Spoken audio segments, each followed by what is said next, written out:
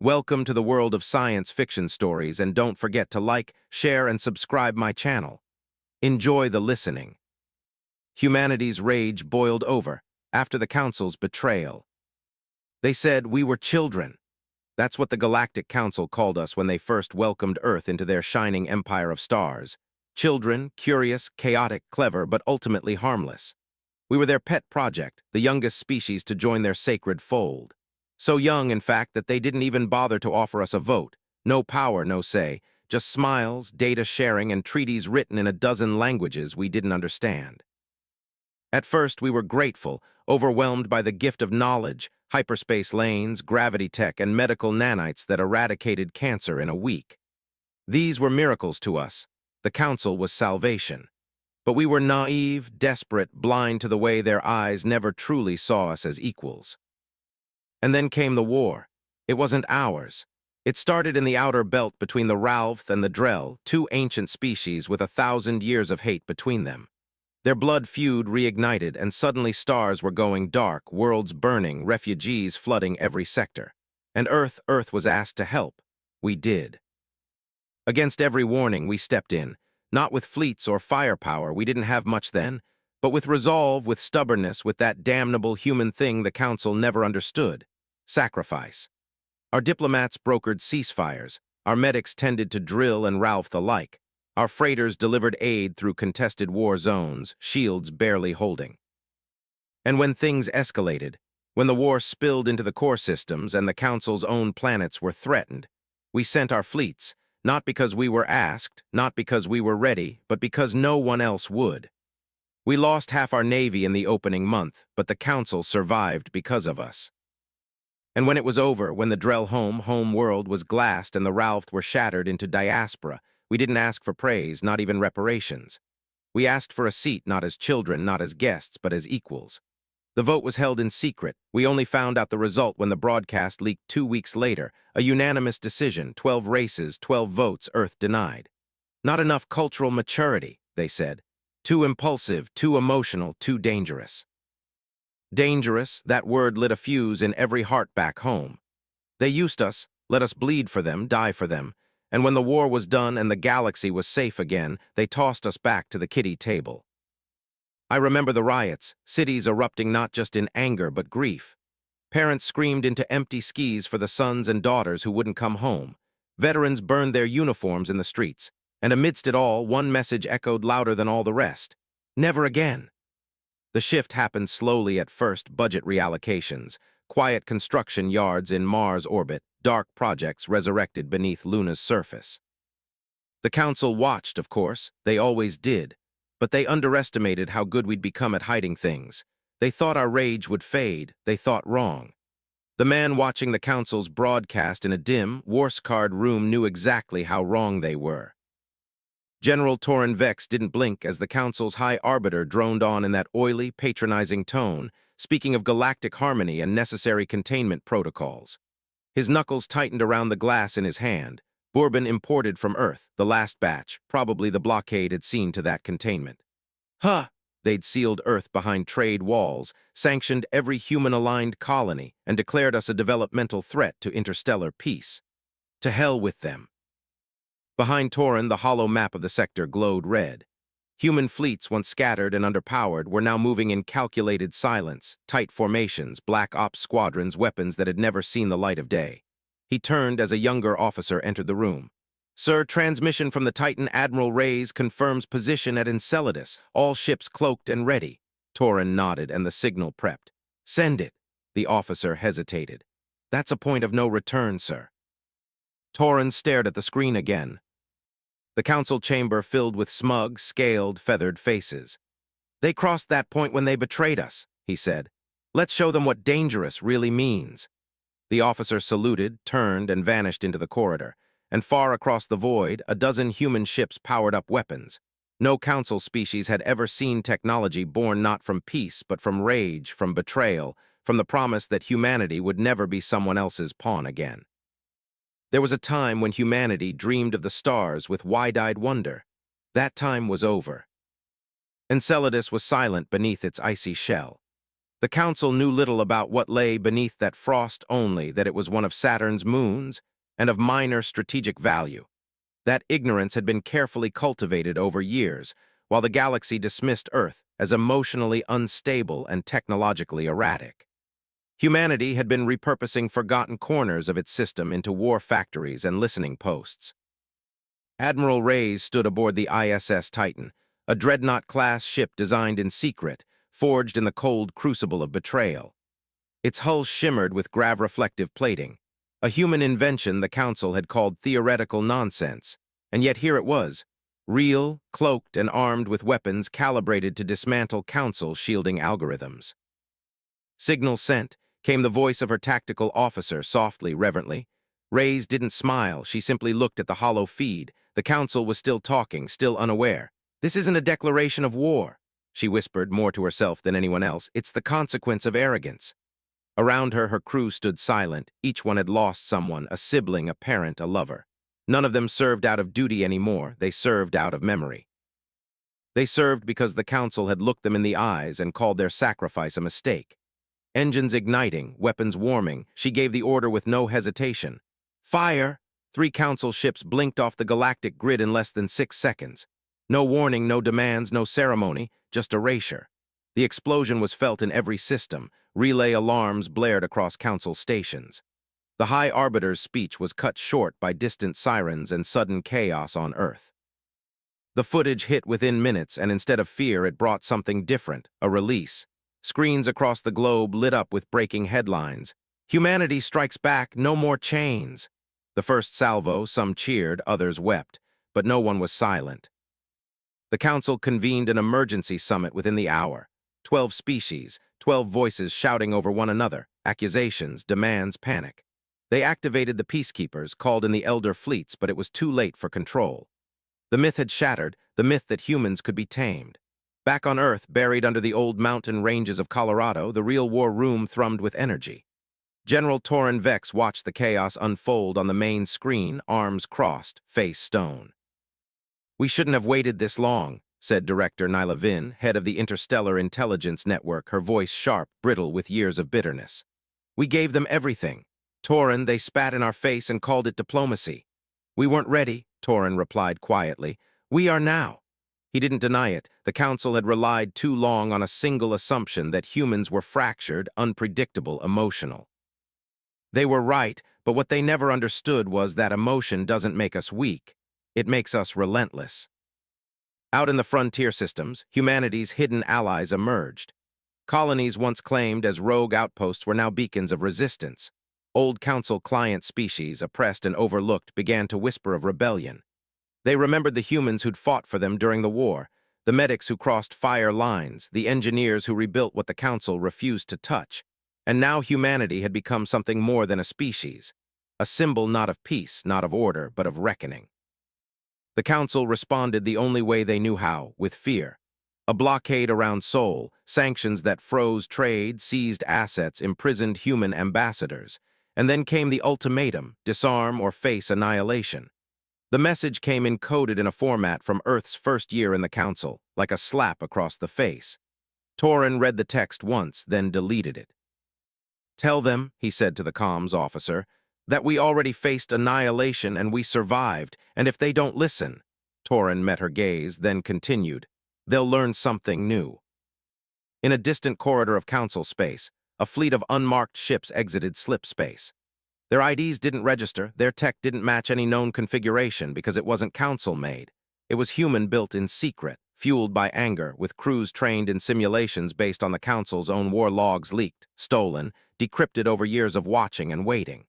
The lead ship sent a message to the Council defense array guarding the outer ring. "We remember your betrayal." And then the array exploded. The galaxy had thought humans were impulsive, but the truth was far worse. Humans were patient. They didn't just want war, they wanted the Council to feel it the way they had felt, forgotten, dismissed, and used, and the rage, it had only just begun. The Council still didn't understand. Even after the outer defense ring fell, even after 3 colonies defected overnight, even after their fleets encountered human vessels with cloaking fields that shouldn't exist and weapons that burned through shields like paper. They didn't understand, because the Council had never been afraid before. They had crushed rebellions, quelled insurgents, silenced dissent, but they had never fought an enemy who knew them. That was humanity's secret weapon. Not the tech, not the ships, but the memory. We had studied them. All of them, every tactical doctrine, every psychological weakness, every ego-driven blind spot. For decades, we played nice, nodding along, pretending to be grateful, all while recording, analyzing, preparing. The betrayal had simply accelerated the clock, and now the galaxy was burning with the knowledge that the smallest child at the table had teeth. Deep inside the Archon Spire, Council headquarters on the core world of Verith, the High Arbiter watched the report scroll in with growing horror. Unknown vessels near the Trayan Moon's refinery, destroyed in the Urian system, a Council patrol fleet obliterated, no survivors. He had never seen the Council chambers so quiet. The drill ambassador was shaking, translucent fingers tapping against his armrest. This is not war, it's execution. They've hacked our long-range comms, said the Velshari representative, her tone trembling. They're intercepting fleet orders before we even give them. It's impossible, someone muttered. But it wasn't, because for the first time the Council wasn't fighting a fringe uprising, they were fighting humanity.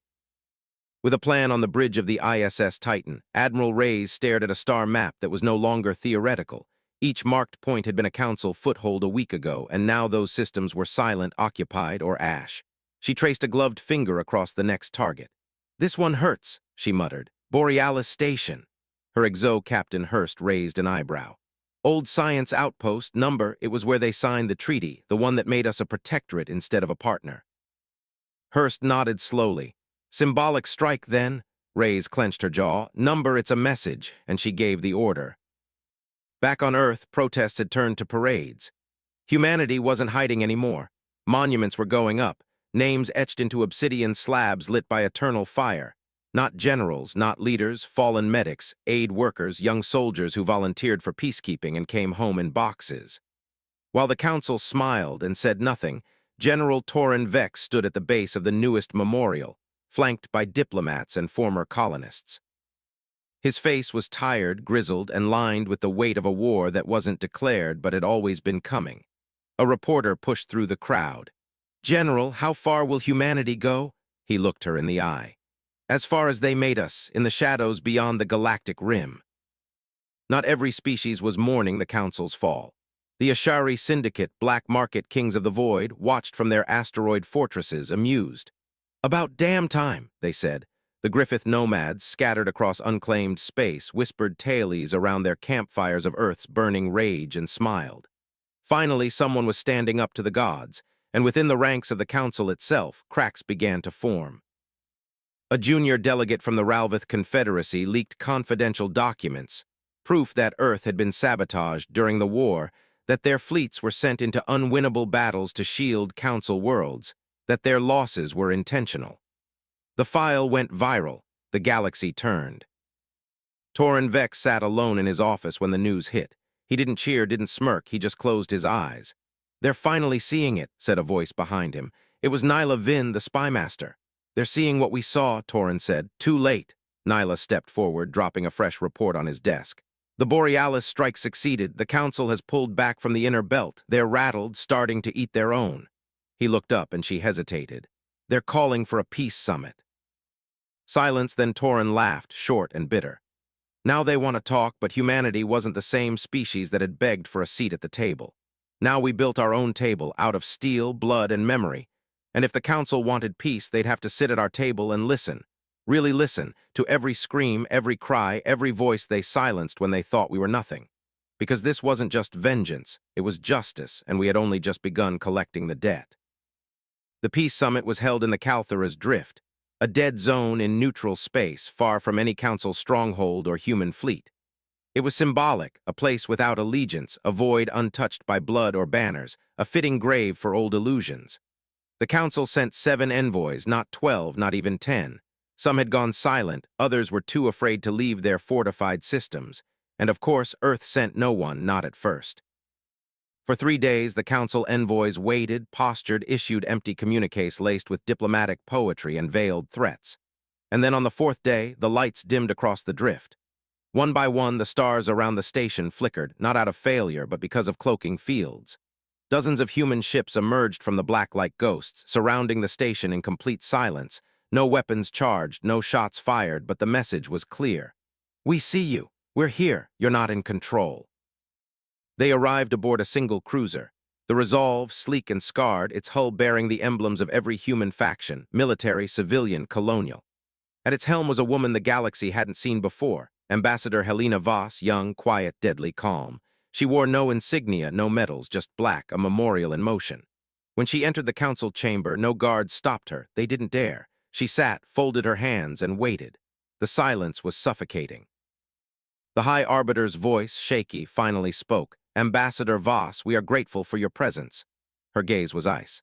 "No, you're afraid of it. Humanity has made its anger clear. But if we are to avoid further bloodshed, you mean your blood." He hesitated. She leaned forward. "Let's be honest, shall we? You didn't come here to make peace. You came to beg for control. You want to leash us again, wrap your decrees in flowery language and call it order, but it's too late for that. Humanity's actions threaten galactic stability." "You mean your stability?" The room was still. The other envoys didn't speak. Some looked away. "You called us children," she whispered, "but the truth is you never wanted us to grow because you knew what would happen when we did." She stood. "You're living it." The summit collapsed within the hour. No treaty, no agreement, only fear. And in the shadows of the drift, as the Resolve departed, a message pinged across secure council channels. Not from Helena, from Earth. Encrypted, final. "You don't get to erase what we remember. You don't get to define who we become." Elsewhere, the war deepened. Council strongholds were overwhelmed, not just by human fleets, but by defections. Whole battalions of lesser species, once loyal to the Council, now changed sides. They fought under a new banner, the Terran Accord, not just humans, not anymore. It was an alliance of the betrayed and the Council. It fractured. The Kelton withdrew entirely, citing internal unrest. The Ralvath signed a non-aggression pact with the Accord, and the Velshari leadership, assassinated from within, saw a new faction rise, waving the Terran sigil in their cities. The Council's power wasn't just waning, it was collapsing. But victory breeds its own poison. General Torin Vex sat in his war room, staring at casualty reports, non-council losses, hours after a failed assault on Arva Prime, civilian deaths, entire colonies destabilized. Some humans, drunk on vengeance, had gone too far, rogue captains, vigilante fleets. They weren't fighting for justice anymore, they were hunting. Torin turned to Nyla Vin, his face grim. "We're losing control of our own people." She nodded. "Some don't want justice, they want dominance." He stood slowly, spine heavy with guilt. "That's not what we started, Number, but it might be what we become." And far across the galaxy, in a chamber sealed in shadow, a new council formed, not of the old guard, not of the cowards and opportunists, but of something worse. The survivors, the manipulators, the ones who had always seen humans as a threat and now had the proof to rally others behind that fear. They began to plan, and this time it wouldn't be containment, it would be eradication. Humanity had always feared the dark, now it had become it. The Terran Accord was spreading faster than anyone expected, not through conquest, at least not at first, but through hope, through whispers carried across trade routes and pirate bands, through smugglers and refugees and broken soldiers. Worlds that had once feared Earth now looked to it as a salvation from the rot. But not everyone in the Accord believed in mercy. Captain Juno Tyne of the rogue vessel Crucible didn't care for treaties or codes. She'd lost her sister at the Battle of Garl, ordered to hold position as a council fleet mistakenly opened fire. They called it miscommunication, she called it a massacre. And now she was done waiting for permission. The Crucible had raised 3 former council outposts in the last week, no survivors, no prisoners. Torinex had sent recall orders, Juno ignored them. The Accord signal didn't reach her anymore because the deeper this war went, the more it fractured. Some wanted justice, others wanted revenge, and only blood would satisfy them. Admiral Reyes watched the internal briefing in silence, rogue captains, civilian casualties, retaliations spiraling out of control. She had once believed in clarity, now the line between right and wrong was buried under ashes. "We're turning into them," her exo whispered. Reyes shook her head slowly. "Number, they never felt remorse. We still do we?" he asked. The silence that followed was longer than it should have been. Back in the drift, Helena Voss received a secret message from a place that shouldn't have existed anymore. Galen Prime, a council black site one humanity believed destroyed in the Betrayal. But someone had survived, and what they sent changed everything. Video logs, recordings, genetic samples, proof that the Council hadn't just lied about the war. They'd used humanity, modified human test subjects, experimental neural control implants, forced indoctrination programs to reshape the human mind, to make us more compliant, more malleable. When Earth's diplomats asked about the missing soldiers, they were told, classified, lost data. But they weren't lost, they were taken, and most never came back. The Council hadn't feared human instability, they had engineered it. When Torin saw the files, he didn't speak for a long time. Eventually, he stood, walked into his private quarters, and sat down in the dark. He had given 30 years to peace, believed in diplomacy, in second chances, but this was something else. This was unforgivable. And now he finally understood why the rage had boiled so deep for so long, because it wasn't just betrayal, it was violation. The leak hit the galaxy in waves. Helena made sure of it, hacked Council archives, broadcast relays, viral bursts. The truth went everywhere at once, and when the people of the galaxy saw it, when they saw what the Council had done to humanity, to its soldiers, to its children, they didn't just condemn it, they rebelled. Council stations were overrun by their own populations, riots on Terran 9th, military collapse in the Perda Nexus colonies declaring independence, not in solidarity, but in shame, refusing to serve a regime that had committed such horrors. The old Council was dead, but in its place a new evil stirred from the ruins of the shattered core worlds. A single figure emerged, Kareth Zor, former head of security intelligence, now self-declared executive of preservation.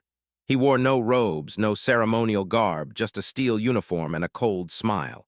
"The humans," he said in his first broadcast, "have exposed a crime, but make no mistake, they are not innocent. They were created to be unstable, to fracture, to burn." He raised his hand, mechanical and gleaming. "They are a threat to all, not because of what we did, but because of what they are." His message ended with a single phrase burned into every major system. "Extinction is not vengeance, it is insurance." The executive wasn't rebuilding the Council. He was building a war machine, all or nothing, no treaties, no lines drawn, no humans left standing. And so the tide turned again. Humanity, fractured and furious, now faced a monster it had helped create. The Accord was vast, but it wasn't united, and Earth, aching, angry, afraid, stood at a crossroads. Were they still fighting for justice, or were they now just fighting to survive? Because what had started as retribution was becoming something darker. Rain fell over New Kyoto, like memory, cold, endless, and heavy. Torin Vex stood under it without an umbrella. The bronze memorial wall before him shimmered with water, the names running like ink in the storm, but they weren't fading, they never would. He reached out, touched one, Ensign Kira Vex. His daughter disappeared during a joint training operation, one of thousands the Council had marked as MIA. Now he knew better. She'd been taken, used. He hadn't cried when the war started, but he cried now, silently, as the names stared back at him, because the war was no longer about betrayal. It was about what came next. Behind him, Nyla Vin waited in the rain. "We have a problem," she said softly. He wiped his face. "Just one." She handed him a data pad. Her eyes didn't leave his. One of the subjects from Galen Prime came back. They called her Vex now. They didn't know her real name. She didn't remember it, but her blood was human and her body altered. Council tech fused with experimental bio, making her a living weapon, created in silence, designed to be obedient. But she wasn't, not anymore. They found her on a derelict freighter drifting beyond the Lurin wastelands. Every bone in her body had been broken, and her nervous system, augmented to the edge of collapse, and her mind was a battlefield. Sometimes she screamed in languages she didn't know. Other times she recited Council command codes in perfect cadence, as if she'd never left their labs. But mostly, she stayed quiet, watching, waiting. Vex was brought to a secure Accord facility in orbit around Titanus. Dr. Arland Greaves, Earth's leading cyberneural specialist, took one look at her and nearly collapsed. "They didn't just program her," he whispered. "They layered her. She could be calm one moment, savage the next. Memories overwritten, reflexes that responded before thought. She was a ghost of 1,000 erased soldiers." But when she finally spoke, her voice was quiet, fragile. "Do I belong to anyone?" Torin watched from behind the glass. "No," he said softly, "not anymore." Word of Vex's return spread fast. Some hailed her as a miracle, proof that those lost could be reclaimed. Others called her a weapon, dangerous, unstable, a council sleeper cell waiting to snap. Captain Juno sent a message to Torin directly. "You're risking everything for a ticking time bomb. If she turns, don't expect mercy." Torin didn't respond, but Helena Voss did. She tracked down Juno's vessel in the outer rim, boarded it without permission, and faced the rogue captain unarmed. "You think revenge makes you strong," Helena said. Juno laughed bitterly. "I think mercy makes you weak. Mercy is control. Mercy is knowing you could end them and choosing not to." Juno's eyes narrowed. "You keep preaching that, Voss. Let's see if it saves you when the executive finds Earth." Meanwhile, Karath Zor, executive of preservation, was building his fleet in silence. He didn't need volunteers. He had drones, bioclones strike legions, fleets stripped of conscience, and something worse. He had found the deep codes, the root genetic fail-safes planted in the first human council hybridization experiments. Fail-safes buried in the DNA of Vex and maybe thousands more. A hidden signal, a switch.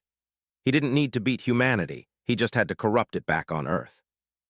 Vex began to draw. No one gave her pencils. She made them, carved from broken meal trays and melted wall panels.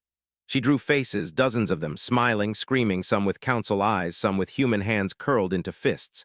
When Torin entered her cell, she looked up slowly. "They're coming," she whispered, his breath caught. "Who?" She touched one of the drawings. It was a face he recognized. His daughter, Kira Vex, alive or just a memory woven into the shattered mind of a broken soldier. Either way, the war wasn't over. It was just beginning. The image haunted him, her face, Kira's face, drawn by someone who had never known her. The lines were jagged but unmistakable, the curve of her cheek, the faint scar near her left brow, a detail no records carried, not even in the military archives. Only her father would know. Torin Vex had stared at that drawing all night. Now he stared into the cold vacuum of space, the resolve coasting quietly beyond the rings of Titanus. Nyla stood beside him, silent. She'd learned not to ask the obvious questions. Eventually, Torin spoke. "She's alive." Nyla didn't flinch. "Or Vex was programmed to make you believe she is," he said, voice low. "I have to find her." Deep within the Terran Accord's intelligence division, they traced the origin of the genetic signal Vex responded to. Fragments of neural frequencies tucked into old code, buried in planetary emissions, not just tech but biology. The source, Karshell's Cradle, a former council facility off the grid, hidden behind the collapsed Singer Belt, a region so unstable most ships wouldn't risk flying through it. It was a graveyard of lost fleets, but if Kira or others like her were there, Torin would risk the hell out of it.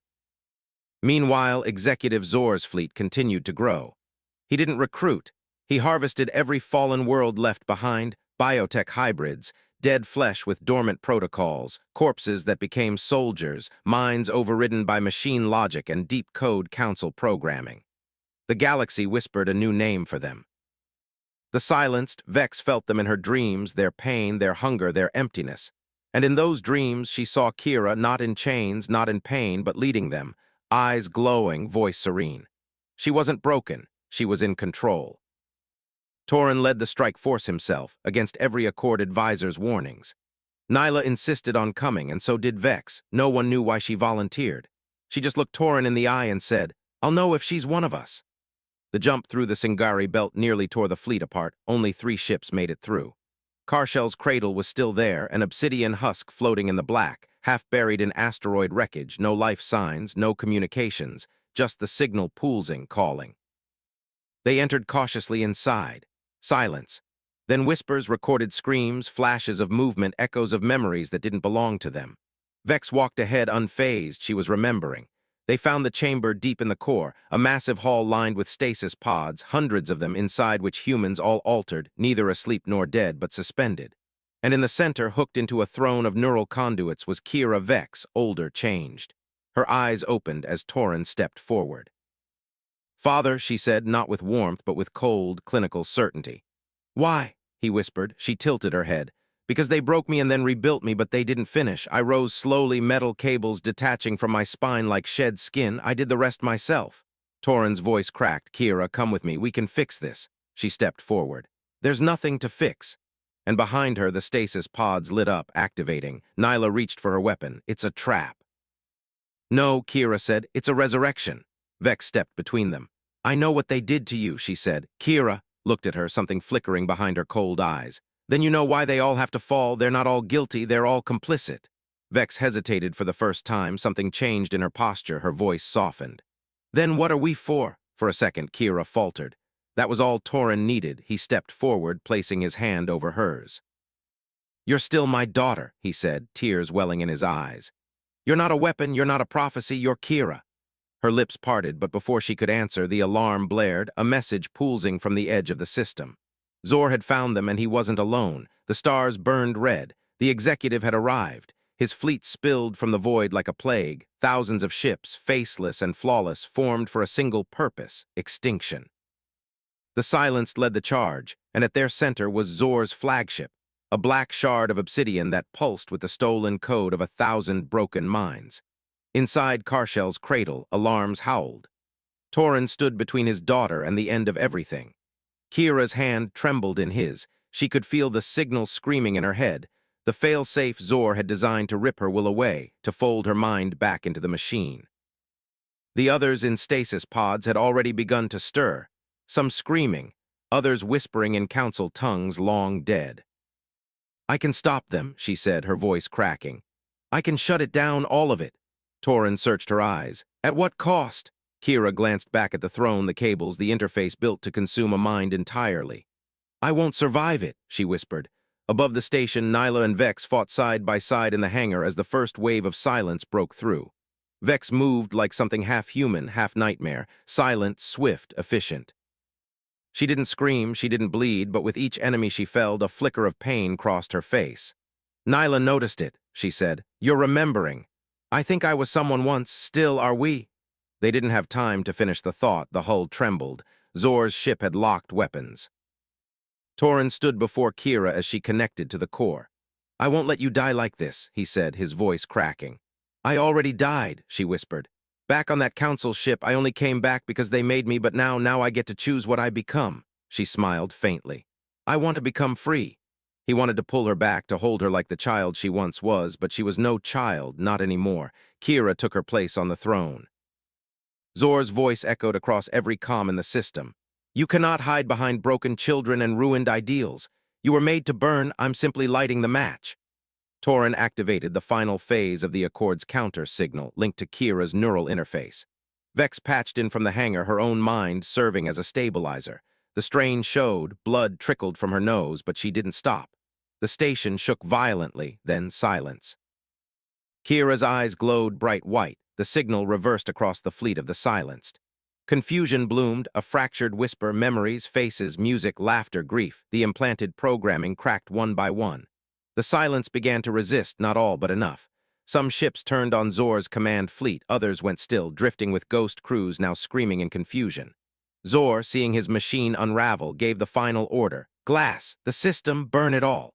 But Kira was faster. She opened the core, flooded every relay with raw signal. The backlash shredded her neurons, her body seized in the throne, muscles tearing under the force of her own liberation. And then a flash, a ripple. Every ship within 10 light minutes of Karshell froze. Their power grids fried, systems failed, minds broke free or were silenced permanently. Zor's flagship cracked in half. The executive's face never changed, even as the fire swallowed him on the surface of the cradle. Torin held his daughter's body. She was limp, but her eyes still faintly glowed. A flicker, a trace, a smile, then nothing. He didn't cry, he couldn't. There was too much awe in him, too much pride. She had saved them, not just humanity. Weeks later, the Accord met in open council worlds. Once enemies now stood together. Rebuilding would take generations, the scars longer, but the truth was clear. The age of the council was over, and from the ashes of betrayal, something new had begun. A compact built not on dominance or fear, but on choice. Vex stood at the edge of Earth's orbit, watching the sunrise from the deck of the Resolve. She didn't speak often, but when Nyla joined her, she nodded. You ever figure out who you were? Nyla asked. Vex shook her head. No, but I know who I want to be. Nyla smiled. That's more than most. As for Torin, he kept walking from system to system, spreading Kira's name, her truth, not as a warning, but as a legacy. Because humanity's rage had once boiled over, but it was our will that endured. And in the end, it wasn't vengeance that saved us.